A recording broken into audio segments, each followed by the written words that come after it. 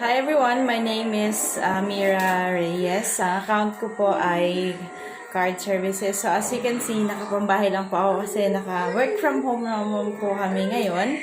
So meron pong parang pa-contest po sa account na gagawa lang po ng TikTok, parang TikTok video na may reaction po yung husband lang. So andun po siya sa likod.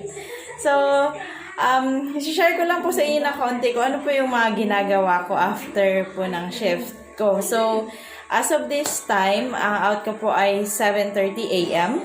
Pagkatapos ko pong mag-out ng 7:30, ang ginagawa ko po ay nagluluto po ng pagkain para din sa twins. Meron akong baby na dalawa.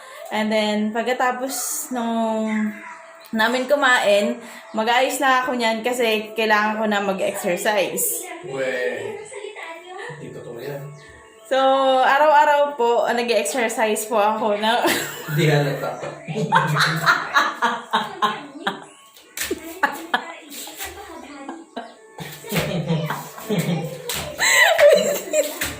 Tingnan niyo mga kaibigan, kahit minsan hindi siya makapagwala.